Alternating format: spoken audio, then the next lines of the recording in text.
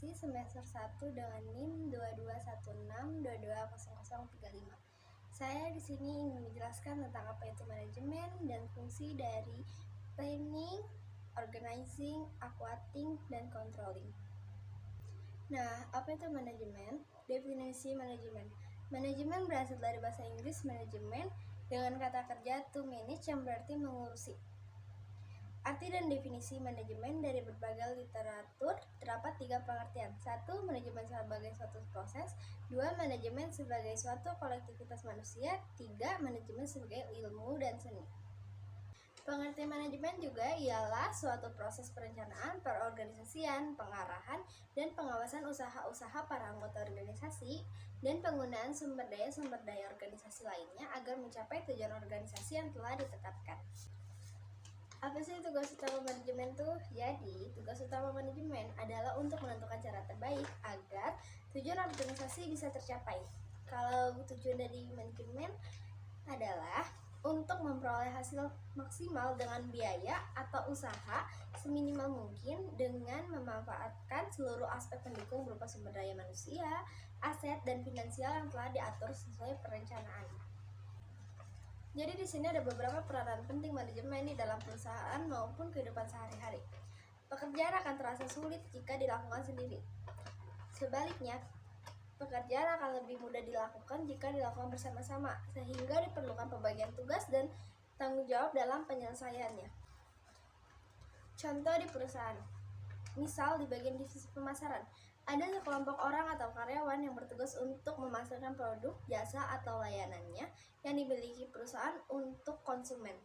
Dan ada divisi keuangan yang bertugas untuk mencatat, mengendalikan pemanfaatan sumber daya keuangan dalam kegiatan entitas secara efisien dan efektif. Dan ada juga contoh untuk kehidupan sehari-hari di dalam rumah. Misal untuk melakukan pekerjaan rumah agar lebih cepat selesai, maka harus menggunakan prinsip manajemen seperti ada ayah yang sedang menyapu lantai, ada kakak yang sedang menyiram tanaman, dan ada adik yang membantu ibu memasak. George R. Terry merumuskan fungsi-fungsi manajemen dengan singkatan POAK yang terdiri dari planning, organizing, aquating, dan controlling. Yang akan kita bahas adalah fungsi manajemen dari planning atau perencanaan. Perencanaan adalah proses dasar yang digunakan untuk memilih tujuan dan menentukan cakupan pencapaiannya. Merencanakan berarti mengupayakan penggunaan sumber daya manusia, sumber daya alam, dan sumber daya lainnya untuk mencapai tujuan. Ada fungsi perencanaan. Di dalam proses pelaksanaannya, pihak manajer harus mampu menjawab pertanyaan 5W dan 1H, yakni yang pertama ada what, yang bertugas untuk menanyakan pertanyaan seputar apa tujuan yang hendak dicapai oleh perusahaan. Yang kedua ada why, kenapa hal tersebut menjadi tujuan perusahaan. Yang ketiga ada where, di mana lokasi yang paling pas untuk mencapai tujuan tersebut. Dan keempat ada when, kapankah pekerjaan harus diselesaikan untuk mencapai tujuan tersebut. Dan yang kelima ada wo, siapa saja orang yang tepat untuk melakukan pekerjaan yang berkaitan dengan tujuan perusahaan. Dan yang keenam ada how, bagaimana cara yang paling tepat untuk melakukan pekerjaan dalam upaya mencapai tujuan perusahaan. Tahapan perencanaan. Menurut T. Handoko, kegiatan perencanaan memiliki 4 tahap, yakni menetapkan tujuan dan serangkaian tujuan. Kedua, merumuskan keadaan saat ini, mengidentifikasikan segala kemudahan dan hambatan. Dan yang keempat ada mengembangkan rencana atau serangkaian kegiatan untuk pencapaian tujuan. Tujuan dari perencanaan. Setiap perusahaan tentunya mempunyai tujuannya masing-masing dan pastinya perencanaan disusun pun akan berbeda-beda. Tapi pada dasarnya, tujuan perusahaan dalam melakukan perencanaan adalah sebagai berikut. 1. Demi mengantisipasi dan juga beradaptasi dengan perubahan-perubahan yang mungkin akan terjadi. Kedua, demi memberikan arahan kepada para administrator atau non-administrator agar bisa melakukan tugasnya sesuai dengan rencana yang sudah dibuat. Yang ketiga, menghindari atau meminimalisir berbagai potensi terkait adanya tumpang tindih dan pemborosan dalam hal pelaksanaan pekerjaan. Keempat, menetapkan suatu standar tertentu yang nantinya harus bisa digunakan dalam bekerja sehingga akan memudahkan proses pengawasan ataupun pemantauan. Jenis-jenis perencanaan. Pada umumnya, perencanaan terbagi menjadi 3, yakni berdasarkan tingkatannya, berdasarkan jangka waktunya, dan juga berdasarkan ruang lingkupnya. Pertama, ada perencanaan berdasarkan tingkatan. 1. Master plan atau rencana induk adalah suatu perencanaan yang lebih menekankan pada kebijakan perusahaan yang mana di dalamnya tercantum tujuan dalam kurun waktu dan ruang lingkup yang lebih luas. Kedua, ada operational planning atau perencana operasional. Adalah suatu perencanaan yang lebih menekankan pada pedoman ataupun petunjuk dalam hal melaksanakan berbagai program perusahaan. Yang ketiga, day-to-day planning atau rencana harian. Adalah perencanaan yang ada di dalamnya terdapat berbagai kegiatan yang lebih bersifat rutin atau bersifat sehari-hari. Yang kedua ada perencanaan berdasarkan jangka waktunya. 1. Rencana jangka panjang atau long term planning adalah suatu perencanaan yang dibuat dan akan tetap berlaku dalam waktu 10 hingga 25 tahun. Kedua ada rencana jangka menengah atau medium range planning. Adalah suatu perencanaan yang dibuat dan akan tetap berlaku dalam kurun waktu 5 hingga 4 tahun. Dan yang ketiga ada rencana jangka waktu pendek atau short range planning. Adalah suatu perencanaan yang dibuat dan akan tetap berlaku dalam waktu kurun 1 tahun. Yang ketiga ada perencanaan berdasarkan ruang lingkupnya. Pertama, rencana strategis atau strategis planning adalah suatu perencanaan yang di dalamnya memiliki penjelasan terkait kebijakan dalam kurun waktu yang lama dan waktu pelaksanaannya pun lama. Biasanya jenis perencanaan ini sangat sulit untuk dimodifikasi. Yang kedua, rencana taktis atau tactical planning adalah suatu bentuk perencanaan yang di dalamnya memiliki penjelasan yang lebih bersifat pendek serta lebih mudah untuk disesuaikan kegiatannya selama tujuannya masih sama. Dan yang terakhir ada rencana terintegrasi atau integrated planning. Adalah suatu bentuk perencanaan yang di dalamnya memiliki penjelasan secara menyeluruh dan lebih terpadu. Selanjutnya kita akan bahas fungsi manajemen dari organizing atau perorganisasian. Definisi organisasi. Organisasi dapat didefinisikan sebagai sekelompok orang yang saling berinteraksi dan bekerja sama untuk merealisasikan tujuan bersama. Berdasarkan definisi tadi, jelaslah bahwa dalam suatu organisasi minimum mengandung 3 elemen yang saling berhubungan. Ketiga elemen organisasi tersebut adalah 1. Sekelompok orang, 2. Interaksi dan kerjasama, serta tujuan bersama.